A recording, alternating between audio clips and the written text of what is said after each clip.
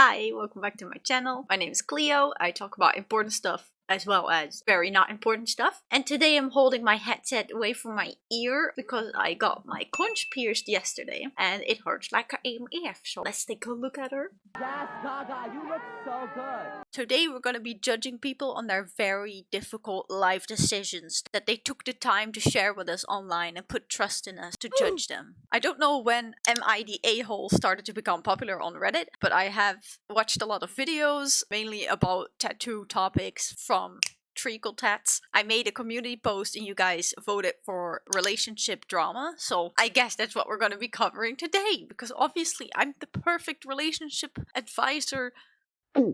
First of all, we got Am I the A-hole for keeping using Tinder in a relationship? My first thought would be yes. Yes, you are. I see they are voted the A-hole. I don't know how to keep that secret until the end, so we're just gonna see that they already voted the A-hole for the majority of people who voted on here. But let's read it together.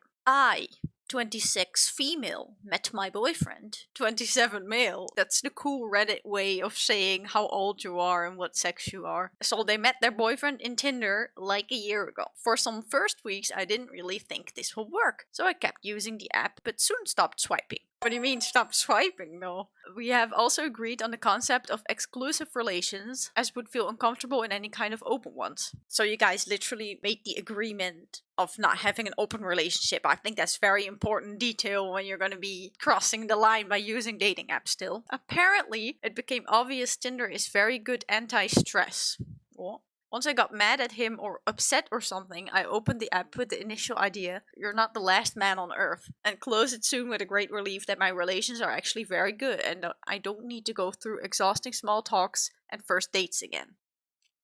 Seems to me this girl is kind of insecure and really loves having the affirmations and attention of men, and at the point where you're not getting it from your boyfriend, you go into the insecure mindset of, well, there's so many more men who want me, and look, I'm gonna go talk to this guy and feel really sexy and fun again because you can't give that to me. And then obviously she probably just feels bad about herself afterwards. I think that's a very harmful behavior and something you really need to face, because there's so many girls who suffer from that mindset. It needs to stop. You're not proving anything good by seeing, oh, other people still like me. I don't think I'm making much sense because I don't have a script for this video. Do you understand what I mean when I say you need to feel confident even if you're not getting that attention? Because when you're in a relationship, you're only going to get that attention from one person, and maybe sometimes a bit less of attention from that person. So you need to be confident enough to think like, I am fun, I am sexy. You're not gonna get that from all those men anymore, so you better start feeling confident yourself, because otherwise you're never gonna make it with one person. Yes, I am projecting on my past self.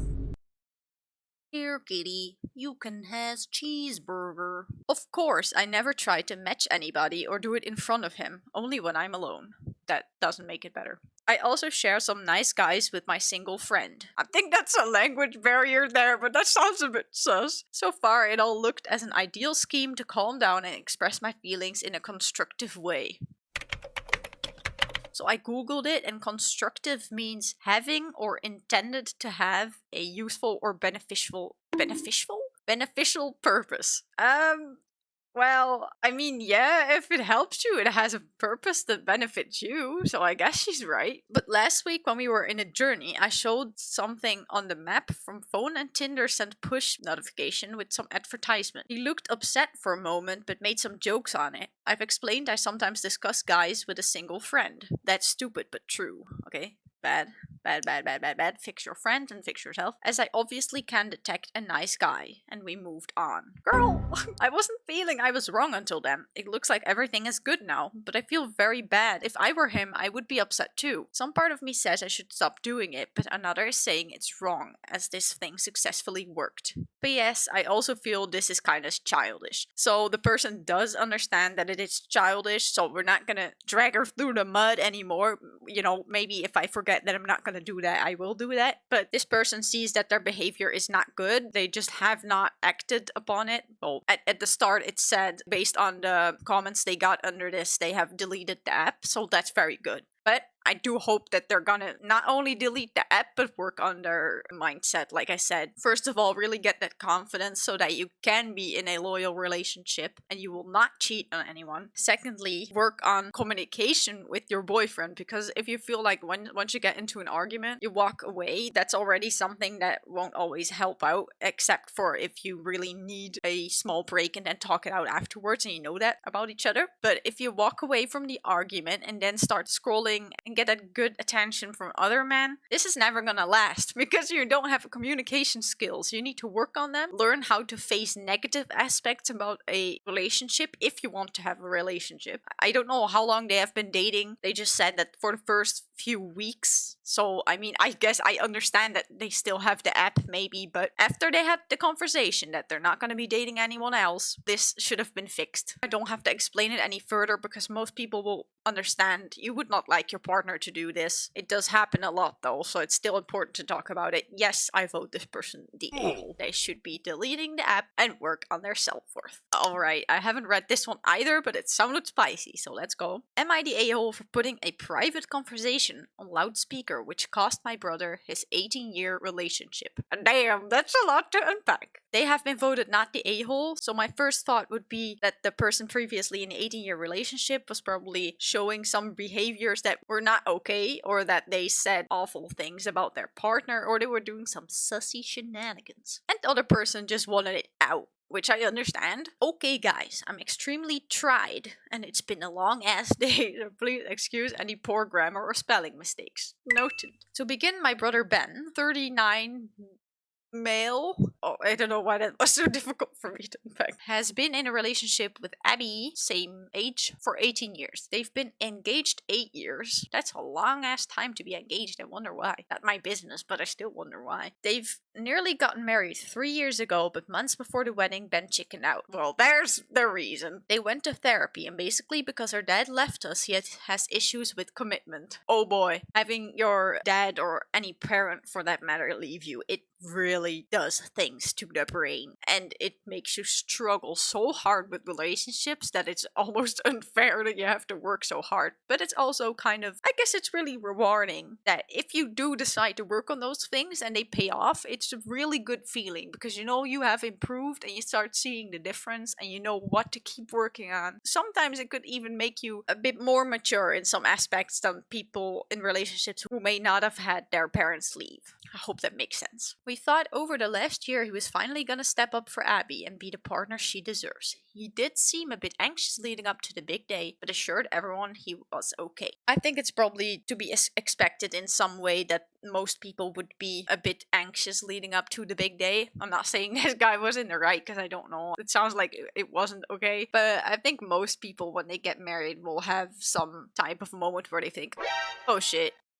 That doesn't have to be immediately negative, or it may be negative and then you really have to talk that out, but I think that's probably something just people don't really talk about. Today they were meant to get married, but Abby and us bridesmaids were about to enter the church. Ben was nowhere to be found. Oh no, Ben. Everyone tried to calm her down, saying it was traffic or he probably had a monster hangover. That's not calming down. Why does dude have a hangover when he get married?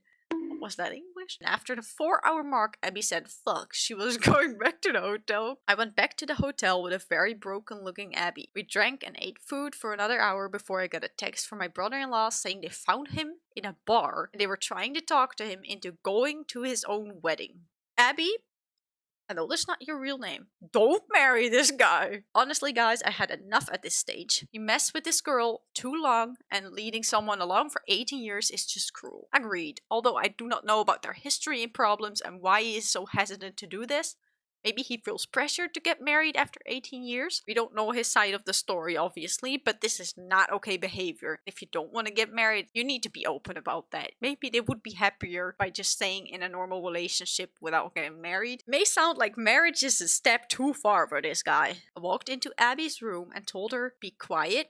Then I rang my brother-in-law, put him on loudspeaker, and asked him what was going on. Then for him to put Ben on the phone, the drunk fool started saying stuff like he didn't think she was the one, and he is only with her because they've been together too long and he's scared to be alone. Alright, so there's his side of the story, or part of it. They've been together for so long that it almost could become a pressure for one of them to stay together, even though when they know it's not working, because then maybe they have the idea that they've thrown 18 years of their lives away, which is a huge part of your life at that age. He was what, 93? 93? Oh boy, that's not a large part. I let her hear everything. I felt like a monster when she started crying. Abby then grabbed the phone, told him he had 1 hour to get to the church or it was over for good. Don't get married. Don't get married. Long story short, Ben ended up at the church 20 minutes later and Abby took off her dress, then left the hotel alone. So he ended being left at the altar and she went on the honeymoon alone. I mean, that's, I wanted to say a cookie of your own dough, but that's the Dutch saying. She gave him a taste of his own medicine, and I love that for her, especially that she went on the honeymoon alone. She probably looked forward to it so much. For 8 years. I had to get Abby's maid of honor to collect my suitcase from outside the hotel. Mom dumped out when she found out. I hope her mom realizes that she needed to hear this. Maybe not in this way, she needed to hear it from the man. But if the man took 8 years to tell her this, he was not gonna tell her this. So I think this may have been the only way to save Abby. She got a lot of hate for this, and she feels guilty. Yes, in some ways she's responsible for ending the relationship. She presented the information. Abby's life is probably ruined at that moment, but you did her a service by presenting her the information that she refused to see, maybe. Like I said, I don't know their story, so it's really difficult to make a statement about this, but it's fun to do. And I obviously hope they're okay. I hope the guy is okay too. He didn't deserve this either. He should have just been so much more honest with himself and try to relieve himself of this pressure of staying with someone if you know it's not right. I think it's sad for everyone involved and I hope they're doing okay. Alright, the last one for today is, am I the a-hole for making an open relation ultimatum? I said that wrong. It has been voted everyone sucks. I, 28 female, and my boyfriend, I just want to say 35 meter. Dude, it's huge. I've been together for 6 years. Real life footage of me trying to calculate the difference between them. I think it's 7. My friendship and sexual relationship started with him 6 years ago, but we have been officially dating for about 2 years. Alright, there's some context we really need for this. I want to put it out there that I do not consider myself a good partner. Alright? I have commitment and trust issues. I will also disclose that I suffer from depression and anxiety. Despite all this, I really do love him. He's been nothing but kind and considerate since I met him, and he has always been a positive force in my life. I do think it's already the signs that she said herself. He has been nothing but kind and considerate. If those are the main points that you put forward here, it puts yourself down. Like, does that make sense? Like, his great points is that he has been considerate towards her. I feel the same way sometimes about my boyfriend. Like, I will say, oh, he's so nice and he puts up with everything, but I don't think it's a great way to think about it. I mean, it's awesome that they do. This guy is great for being kind and considerate, but also think they have a reason maybe for being kind or being sweet. Don't think that makes sense. I don't think much of what I say makes sense actually, but I do hope it does. From the moment we started talking, I told him how I felt about traditional relationships. I was not interested in having only one sexual partner and was not looking for a romantic or life partner. We did continue talking and having sex, and he eventually became my number 1 friends with benefits. I like how you rank them. I would have sex with other people if I wanted to and would have been 100% okay with him doing the same. Right, but he's in love with you, so you need to cut it off. I can already tell from the way you said that. It's not enough that you think it's okay that he does that. It's the fact that if he falls in love with you, or catches feelings for you, he doesn't want to have sex with other people. You can't just make him want that, even though you would like that. He doesn't feel that way. You need to accept that. Either be in a relationship with him or cut it off. I need to have honesty and communication in a relationship, so I told him every time I slept with someone else. He never mentioned anyone to me. Alright, seems like he was okay with this, kind of. He was starting to get restless in our arrangement. He's older than me and has been ready to settle down for a while. Well, you're not with the right partner then, if you knew from the start. So it shocked me when he told me that he's been considering me his girlfriend for years at that point and wanted that to be mutual. Okay, that's not okay. Thoughts about open relationships aside, it's not okay to think that someone is your girlfriend if you have decided together that you are not in a relationship. This person that you maybe even want to date is not interested in traditional relationship whatsoever, you cannot call that a traditional relationship. It's not your girlfriend. She's not yours. I don't know if we love each other the same way, but I've never felt the way I feel about him with anyone else. When he officially asked me out, I had to remind him of what I want my future to look like. He said he loves me and he's willing to forgo marriage and kids. He shouldn't give that up for you. I'm sorry, but if he really wants that, then please go to someone who wants a traditional relationship. And I told him I want to keep our relationship open. Understandable, because that's what she wants. I don't have enough characters to explain my feelings on monogamy, but the thought freaks me out. We talked about that point for a couple of days until I gave him an ultimatum. I mean, I kind of made the ultimatum myself a couple moments ago. So you're either gonna be in an open relationship with her, or you're gonna call it off. But I did not mean that in a way that she should give him the ultimatum, because it's already been decided for him. He does not want to be in an open relationship. It's not gonna work if you do that. All the signs are there. I told him that if he can't accept the fact that I want to be able to have sex with other people, I couldn't be in any type of relationship with him besides a friendship. He agreed, but hasn't been himself around me for a couple months now. Well, there you go. Call it off. I don't want to lose him, but I more so don't want him to be unhappy. He also doesn't want you to be unhappy. But the thing is, you guys both need to be happy as well. Wait, that doesn't make any sense. But I meant it in a good way. My mental health has been deteriorating because I feel that I may have allowed a relationship to happen that should never have come together in the first place. Am I the a-hole for giving my boyfriend an ultimatum when our relationship started in order to keep it open?